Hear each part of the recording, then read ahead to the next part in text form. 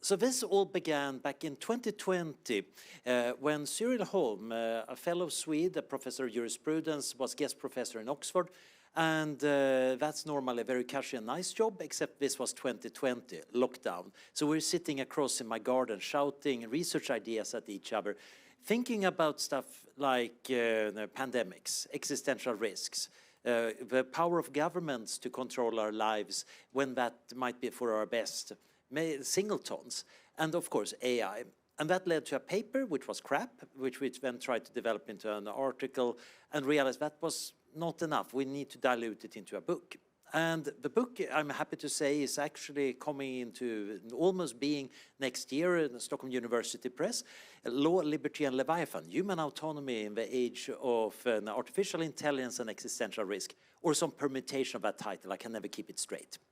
But the story here is basically, if we leave out all the legal stuff, which forms, unfortunate forms of maybe 200 pages of fairly dreary stuff, except for us philosophers, it's really about us humans. What kind of beings are we? And what is the problem with being a human? And the answer is we're stupid.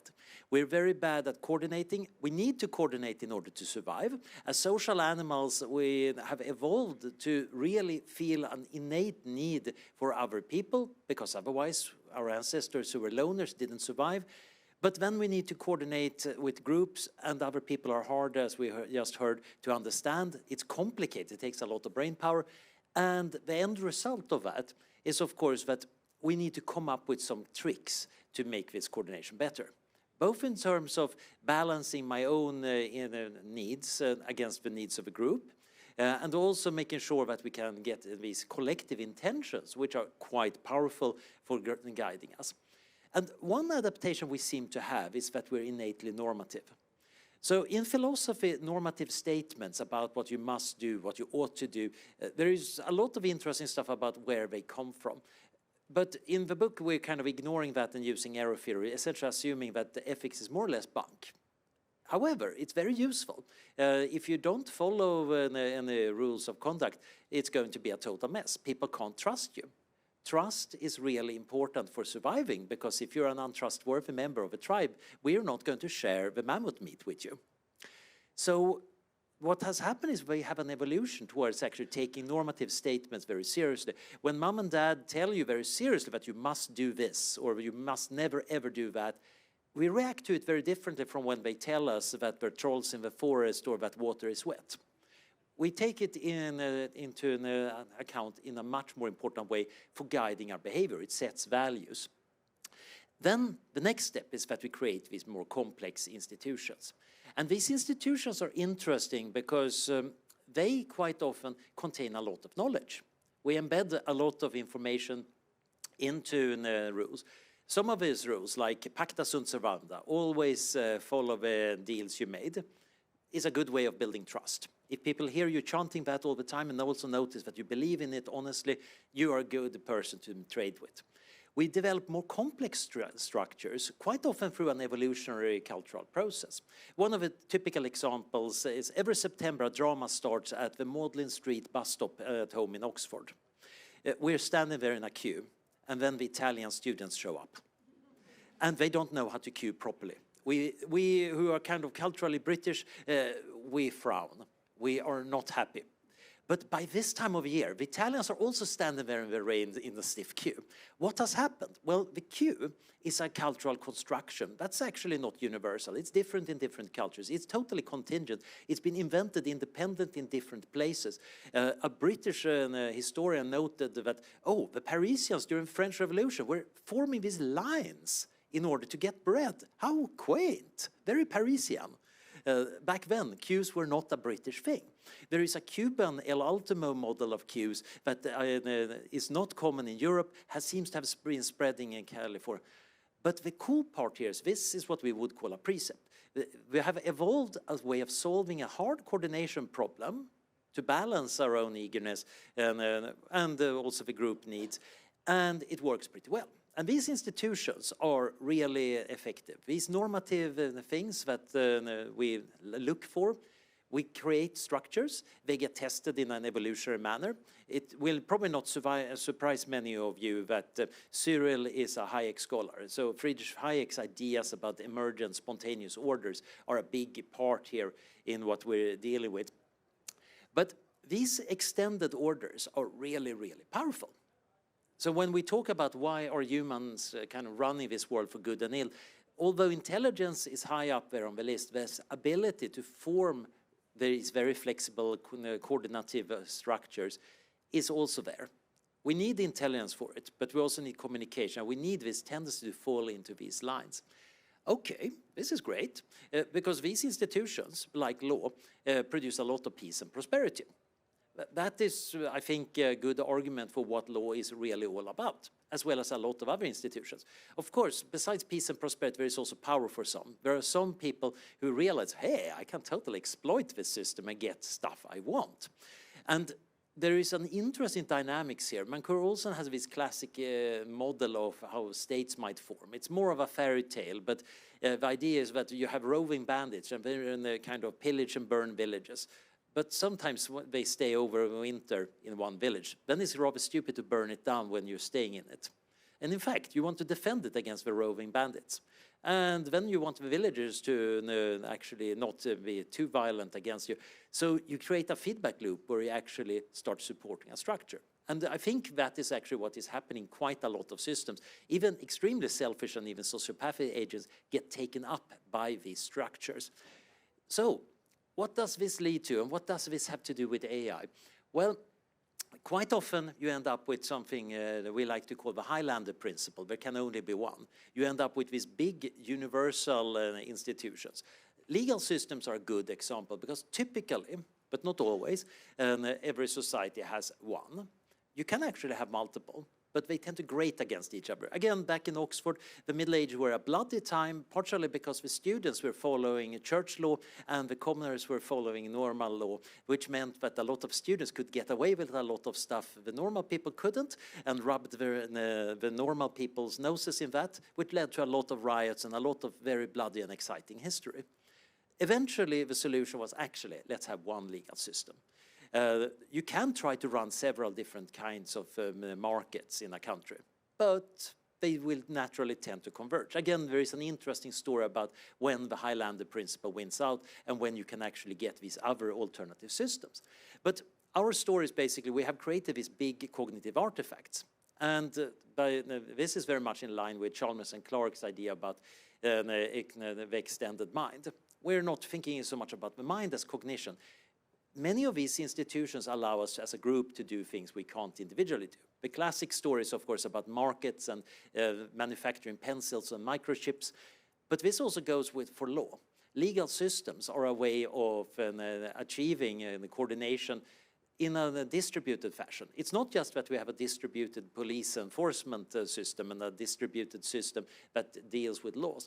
It's also that we ourselves are having a little mental model of what the law says we are allowed and not allowed to do in our heads. And that is doing the bulk of the work of keeping us coordinated, both in the sense of driving on the right side of the road, but also not necessarily stealing.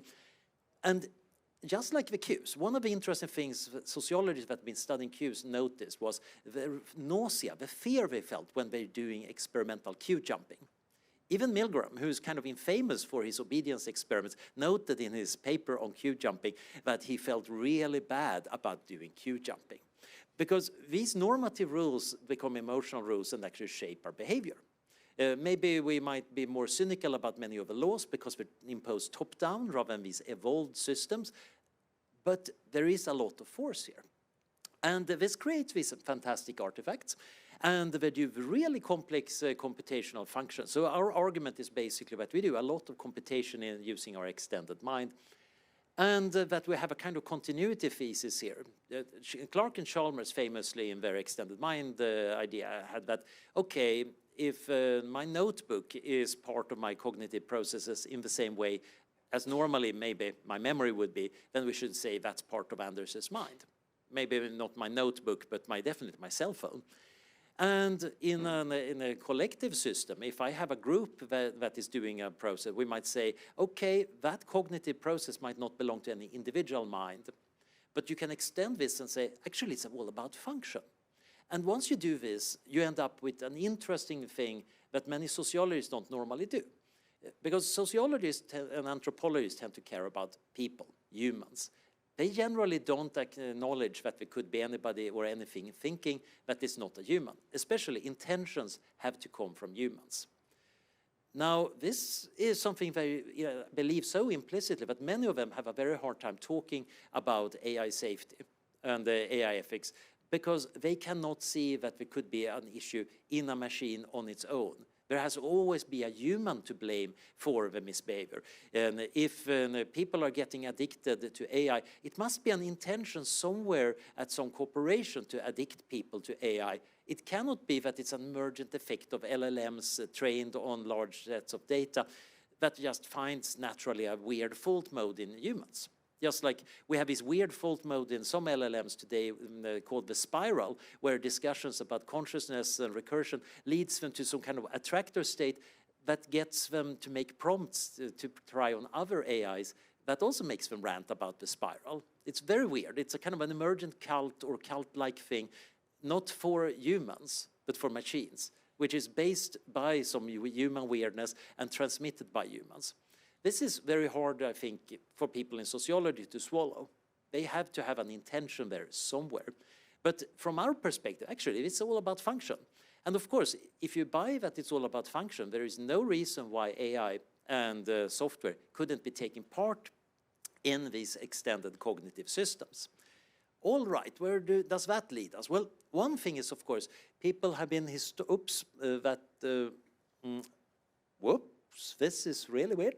Okay, it looks like I might have sent the, okay, it seems like I sent the wrong presentation. Cool. Well, or at least I messed it up. That shows the limits of individual human minds. Anyway, over to the classic argument about couldn't we design these guide systems to do something better? After all, many of them are organically evolved and have a lot of horrible drawbacks and unfairness. So the classic example is the centrally planned economy. So people have been trying, okay, let's centrally plan an economy rationally. What could possibly go wrong? And if you make a lot of there is a classic critique, of course, from Hayek and Mises, that, oh, you need to aggregate information, and without price information, you get all the wrong stuff. And then there is, of course, a normative discussion about the unfairness and rights, etc. But even that computational part is interesting. It turns out that the good news is that assuming everything is linear, which it isn't, then technically it should be tractable to run a centrally planned economy. It's just a linear programming problem. It can be solved in polynomial time, except that the exponent is big enough that it doesn't work for a real-sized economy. So this is very fun. We can feel very smug as happy liberals in the European sense that, oh yeah, this shows why socialism doesn't work. Except that my cyber-socialist friends will say, yeah, wait a minute, isn't there also these interesting theorems showing that price formation should take exponentially long time in a generic market? Yeah, and actually these other computational theorems showing that actually quite a lot of market economics also is computationally intractable. Yeah. At this point, of course, Cyril and me and Lena, our co-author, who's a little bit more to the left than us, will say, yeah, but empirically, we actually know the market works. And empirically, we know that the Soviet Union didn't work. Yeah, but the reason might be, of course, that what is happening is it's doing a lot of approximation. It's a distributed system, and that allows it to do local computations. You get a lot of brain power in this collective system. This is the point where the cyber-socialists will say, yeah, why can't we do that? We got smartphones these days. We got better computers. And then we get into an interesting quarrel about how to set that up. For example, how much can you get preference aggregation at scale? That was actually why Peter Eckersley and me got started with the AI Objectives Institute and the project Talk to the City. We were starting to think, could you use AI to aggregate people's preferences at an enormous scale? And maybe that can be done. And indeed, one of the interesting things is that Mises and Hayek's argument that you can't be smart enough to run a centralized economy seems to imply that, oh, superintelligence can't run a centralized economy. That's an interesting, bold claim about superintelligence. Also, I don't have a time, but there is a lot of interesting things here about thinking about firms and the institutions, because they are balancing, of course, transaction costs versus the economies and diseconomies of scale, and that is setting their size. And if you change some things here, the balance might shift. It's not entirely clear what AI will do to the kind of organizations we can make. They could make the diseconomies of scale go down, and then you might get gigantic corporations. We might end up with the planned economy because 100% of the world economy is Walmart. And at that point, of course, both us liberal and the socialists are standing there, no, that's not the future we wanted. Or it could be that you make transaction costs go down to essentially zero, and now suddenly everything is a gig economy. That might also be a really weird future. The really weird one, which I have no idea how to think about, is what if there's no transaction cost and no diseconomies to scale? I don't know what that is. I would love to have some idea, and hopefully some of you might be able to come up with better ideas. But that leads to an interesting possibility that with AI we might get really weird economies. And then, of course, most of you probably know existential risk. I've been doing a lot of work on it. Generally, the end of the world is bad. We can agree on that. That has a very strong moral force. Now, the interesting part here is, of course, that most people will recognize that the existing institutions we have actually are not terribly good at handling this. Indeed, there is this possibility that the world is really vulnerable, and as Nick Bostrom has argued, the current kind of semi-anarchic system of governments is probably really bad at handling some of the threats, which sounds very, very bad. And then, of course, people start thinking in terms of Leviathan.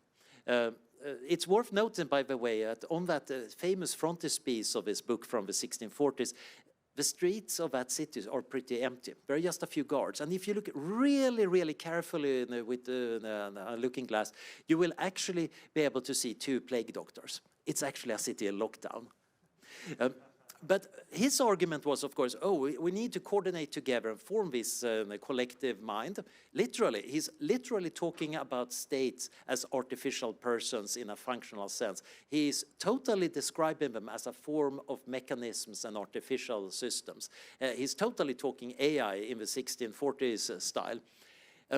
And his answer was, of course, we give up some of our autonomy, and then we get a system that is so much better for us, because the war of everybody against everybody else is so dreadful that we should be totally willing to even willingly go into oppression if a sovereign wants that, because it's still better. Now, we have found better ways of running stuff than sovereign kings, actually. But the interesting part is, of course, that this idea comes back. Indeed, I'm slightly cross with Nick for not at least mentioning Leviathan at least once in his Singleton paper, which he at least ought to do. But then again, he always thinks I'm spending too much time on historical precedents and go back to some obscure Greek thinker who might have said something in that papyrus fragment. But the point here is, of course, we want to create stronger forms of coordination on the top level of the world. We probably need that to survive, especially if it looks like we're vulnerable to many dangerous technologies. So that creates this interesting situation that besides the obvious risk of AI being misaligned and messing up the world, we're kind of assuming in the book that, yep, the alignment problem can be solved because otherwise the rest of the stuff is moot. We also hope to introduce the problems of alignment to a lot of sociologists and lawyers with this book, because technically it's going to be in the law library. But if you can do that, can you then construct something that you can live in? And this is interesting because, as I alluded to earlier, our guides, our precepts, these social institutions we make might be very vulnerable to actually getting gradually replaced with software. It might start, of course, that we have mediation, where already a majority of couples met online thanks to dating apps. That's a little algorithm, and maybe not worth being called AI, that has already affected some of the more core social choices with it. We are getting more and more mediation, both in our communication, in our research. If you want to have legal help, lawyer bots are on their way. Many lawyers refuse to believe this, but they also secretly fear them because they know that they're kind of coming. And of course, as soon as many people have very little lawyer bots, you better get one too, because otherwise you're going to get frivolously sued when crossing the street by some bad people with lawyer bots. So you have this ratcheting effect that you end up more and more. So you get a spread here of AI into our institutions and assumptions about how to do things from below. At the same time, you can get it from the top. Again, making government more effective, so the government can actually respond to your needs 24/7 in a fair, unbiased way. That sounds really good. It's very much along the lines of Max Weber's vision of what actually bureaucracy would be. And again, we might say that we want humans in the loop, we want accountability, we want to have a right to appeal. We can put that in. But you also get these natural ratcheting effects. If I have to write 100 pages to get a permission, I'm going to use AI to do that. And then, of course, the administrators are going to use AI to read those 100 pages to figure out what I meant. Of course, officially, nobody's doing that. But in practice, that is very likely to happen. You probably are going to see a more and more algocracy that way too. While the idea of just handing over the keys of the world to a big AI sovereign seems rather remote right now, there are people who literally propose it. And in many forms, they do it in a kind of implicit form because they see the coordination needs and believe that this can be done useful. I think it's a kind of a slow process, but the first two processes are pushing in the direction of that. Eventually, we end up embedded in a system that is mostly AI, and might actually, if everything is aligned, work pretty well. But this produces what we call the serfdom conclusion.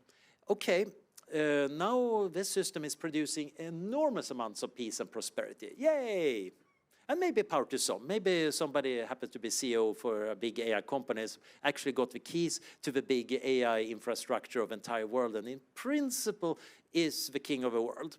Except, of course, that the king of the world needs to listen to his trusted advisors, and they're all his AI programs that totally tell him that they're aligned with his views and are just going to do what he wants.